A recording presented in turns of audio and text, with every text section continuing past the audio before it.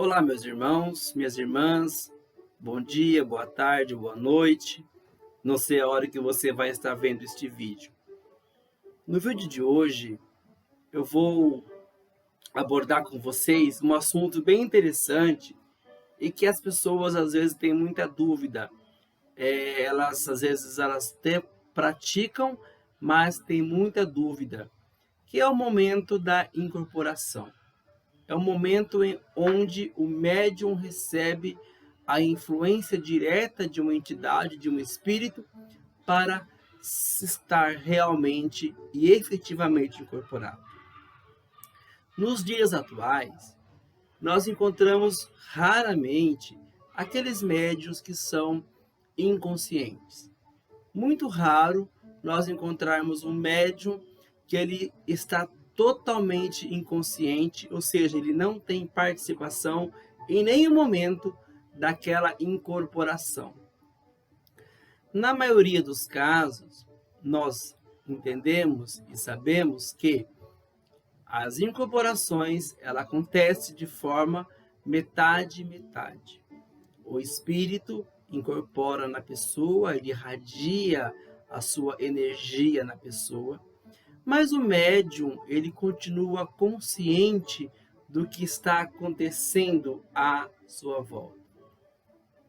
Em muitos casos, depois que há o desacoplamento, a desincorporação desse espírito, muitos médiuns recordam muito pouco ou quase nada do que ocorreu durante o atendimento, durante a gira. Quando a gente fala de gira de Umbanda, nos terreiros de Umbanda, nós estamos falando da manifestação do espírito para a prática da caridade. Nós estamos falando da manifestação de uma entidade para promover o bem, para promover as benfeitorias a uma pessoa, ao próprio médium e aos demais que estão à sua volta, que porventura queiram receber uma consulta, receber um passe daquela entidade. Nenhuma entidade ela vai incorporar em um médium simplesmente para se aparecer, para se apresentar, dar um espetáculo, fazer um show, como muitas vezes nós já percebemos em alguns lugares. As entidades, quando elas estão incorporadas no médium, ela tem a finalidade única de promover o bem, de praticar o bem. Caso contrário, essa entidade não seria uma entidade, um ser de luz. Mas como saber se eu estou incorporado ou não? Como saber se a minha mediunidade ela é de incorporação? Ora, acontece alguns sinais e sintomas desta incorporação. Acontece algumas situações que o médium ele percebe durante esse processo. Algumas pessoas elas sentem como se o corpo levitasse, como se o corpo ficasse leve a ponto de levitar. Começa a fazer uma ausência de sentidos. E aquele sentido da mente vai e volta. Quer dizer que tem uma entidade ali que está interferindo nos seus sentidos. Algumas outras pessoas sentem como se houvesse os pés, as mãos edemaciados, inchados. Percebem os sentidos mais aguçados, ouvem muito mais, sentem mais olfato, o tato fica muito mais sensível. Os pés e mãos parece que estão grandes. É um sintoma da incorporação. Algum outro sente uma emoção muito forte e ele começa a querer chorar, a sentir uma vontade de chorar. E essa vontade de chorar nem sempre é um espírito sofredor que está ali sofrendo junto dele. Não. Muitas das vezes essa vontade de chorar, aquela vontade emotiva de chorar, é a própria entidade que está se manifestando. Ela pode ser da linha de Oxum, de Iemanjá, e elas trazem esta característica de aumentar a emoção, e essa emoção você acaba levando ao choro. São sintomas que parecem muitas das vezes confundir com outros. Muitas das vezes o médium tem aqueles tremores involuntários.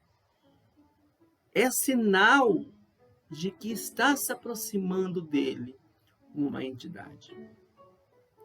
E ele vai começar a perceber que as suas atitudes, os seus pensamentos mudam drasticamente. Uma coisa que eu não pensaria, que eu não faria, eu já começo a pensar, já começo a fazer.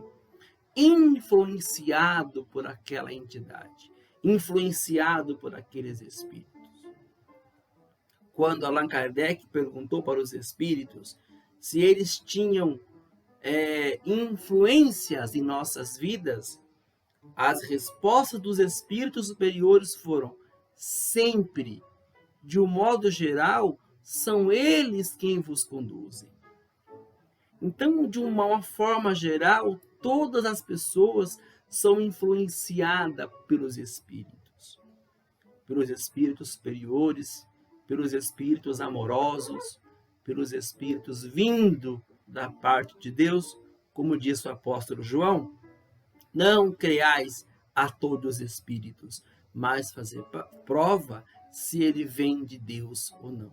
Então quer dizer que todos nós somos influenciados pelos espíritos, somos influenciados e guiados pelos espíritos.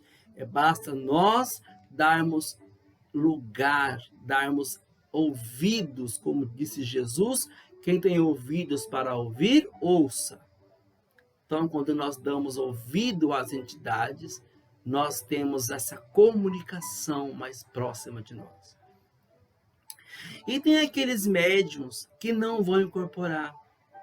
Tem aqueles médiuns que vão trabalhar no terreiro 20, 30 anos e não vão incorporar. Porque eles podem estar bloqueando essa incorporação. O medo de mistificar, o medo de fingir, muitas das vezes, e isso é uma coisa muito boa, ele acaba bloqueando essa incorporação. O medo de estar sendo uma coisa anímica, ele acaba bloqueando essa incorporação. Outros médiums não vão incorporar porque a sua tarefa dentro da Umbanda não é a incorporação. Porque a sua tarefa na seara do bem, na seara do Cristo, não é a incorporação. Pode ser a psicografia, pode ser a aplicação de passes, pode ser angariar recursos para ajudar uma família carente, pode ser a sustentação dos trabalhos. Imagina uma gira onde todos incorporam. Quem que vai sustentar o trabalho? Quem que vai cuidar da porteira para receber as pessoas da área de trabalho? Como disse o apóstolo Paulo, todos fazemos parte de um corpo, mas cada um tem sua função. Aquele que incorpora não deve e não é considerado melhor ou maior daquele que não incorpora. Aquele que psicografa as mensagens não deve ser maior ou menor do que incorpora, ou daquele que não incorpora. Porque cada atividade dentro das casas umbandistas, das casas espíritas, de um modo geral, existe um porquê. Existe uma finalidade. E nós temos que entender que cada um possui a sua própria porção. Eu vou contar uma história para vocês. De um homem que tinha um terreno para carpir. Então aquele homem chamou pessoas que estavam desocupadas para carpir. Combinou o valor de R$ 1.000 para que eles carpinassem aquele terreno. E o valor de R$ 1.000 não importaria o tamanho do terreno. Era para eles carpinarem o terreno por R$ 1.000. Às 8 horas da manhã, eles foram com as suas ferramentas para este terreno, começaram a carpinar. Lá pelas meio-dia, mais ou menos, na hora do almoço, o dono do terreno passou e viu que eles não iam terminar.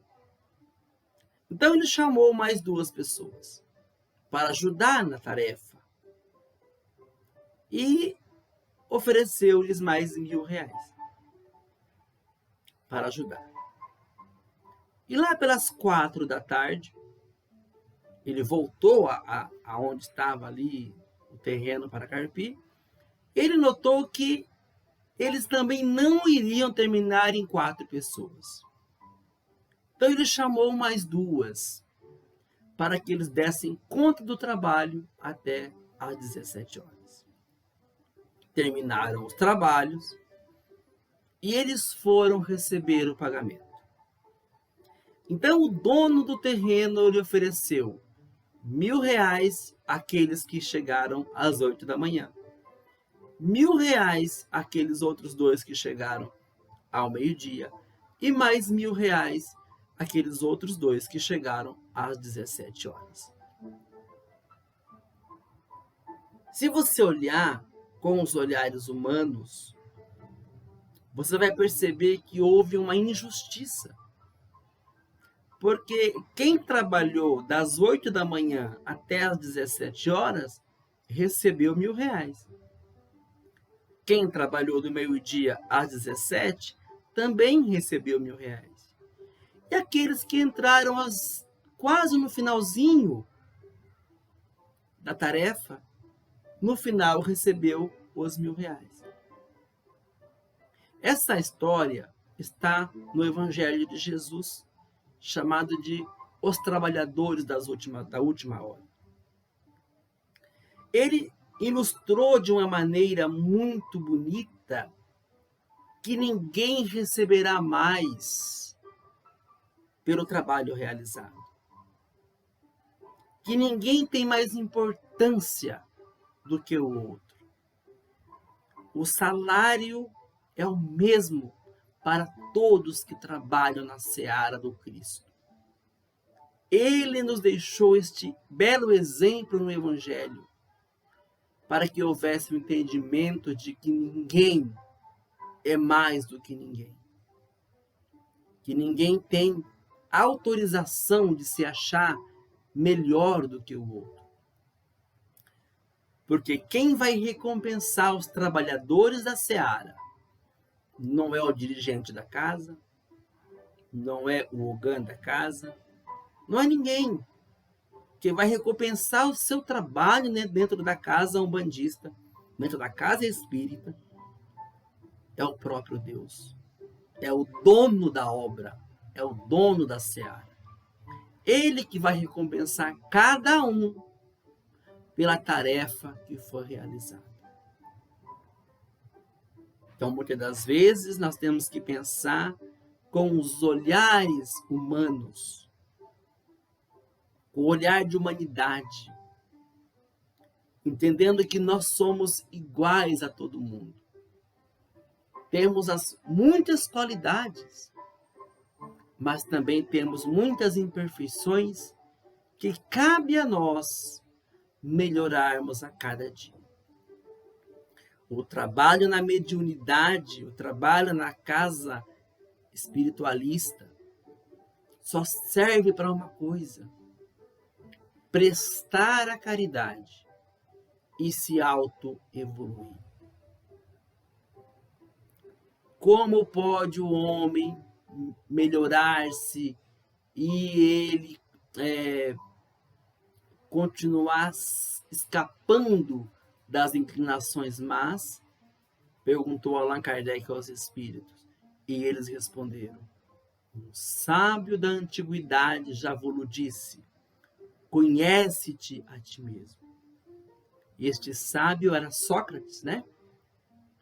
E os espíritos já disseram: conhece-te a ti mesmo. Para nós termos uma evolução mais acelerada, nós temos que nos conhecer a nós mesmos, as nossas capacidades, as nossas limitações, o nosso ímpeto, muitas das vezes, de querer falar algo. Ah, me ofendeu, tenho que rebater na mesma moeda. Não é assim. Nós temos que entender que nós estamos apenas cumprindo um papel nesta terra, que é o papel de ajudar o próximo, que é o papel de crescimento espiritual. Nunca retroagir, sim progredir sempre. Nós nunca devemos ter na nossa cabeça, na nossa mente, que nós, porque somos dirigentes de uma casa, porque ocupamos um cargo dentro da casa, somos melhores do que aquele que não tem. Cada um receberá o seu salário, o seu pagamento. E Deus não faz acepção de pessoas. Uma coisa que eu falo da Umbanda, que ela é uma doutrina sem acepção de pessoas. Para a Umbanda não importa a cor da pele, a religião que professa, a orientação sexual, os seus erros do passado, os seus erros do presente. Não importa. Para a Umbanda o que importa é o seu desejo de melhorar. Muitas vezes não conseguimos. O apóstolo São Paulo já dizia que o bem que ele queria fazer, ele não conseguia, mas o mal, quando ele menos pensava, já estava feito. E que ele possuía um espinho na carne. Não se sabe que tipo de espinho é esse. Mas um apóstolo como Paulo, um apóstolo como o apóstolo Paulo, nos deixou esse exemplo tão claro de que todos nós somos errantes, todos nós temos falhas. Então, quando você sentir a proximidade da sua entidade, do seu mentor, do seu guia, deixe que ele se aproxime de você. Abra o teu coração. Imagine que ele está falando com você. Abra seus ouvidos. Ouça a voz da entidade. Ouça a voz deste espírito. Porque dentro da casa existem as proteções, existem as barreiras energéticas que não permitem que os espíritos enganadores se aproximem da casa. Quando isso acontece, é com permissão dos próprios mentores da casa para que possa tratar essa entidade e ajudá-la no que for necessário. Então, tenha certeza que dentro da área de trabalho, a entidade que se aproximar de você é o seu guia, é o seu mentor, é o seu orixá. Dê vazão ao sentimento que ele está colocando em você. Claro, tudo tem que ter uma ordem e uma decência. Tudo deve acontecer de uma maneira ordeira, de uma maneira coerente. Mas deixe esse espírito se manifestar. É importante que ele consiga se expressar através de você. Às vezes não vai conseguir falar o nome a primeira vez que se manifestar, que existem os bloqueios do próprio médium, nem vai riscar o ponto na primeira vez. Mas isso, com o passar do tempo, ele vai aprendendo, você vai se educando, e os dois vão trabalhando lado a lado. Ao contrário de que muita gente imagina, o espírito não entra no corpo, né? Ele não incorpora, ele não entra no seu corpo, tirando o lugar do seu espírito. Não. Ele se aproxima de você. E esse processo todo da incorporação é mental. A mente do espírito com a sua mente. A mente do espírito com o seu perispírito. Por isso que nós, quando recebemos esta influência, recebemos uma forte carga de energia. Recebemos uma energia que vem do alto, que vem do céu, vem do mundo espiritual. Espero que vocês tenham gostado desse vídeo. Se vocês gostaram, curtam e compartilhem. Comentem para que nós possamos melhorar a cada dia para vocês. Qualquer dúvida é só deixar nos comentários que nós iremos estar respondendo para vocês na medida que for possível. Um grande abraço a todos, que os orixás vos abençoe. Que Deus, no seu paternal cuidado, vos guarde e vos proteja. Que assim seja.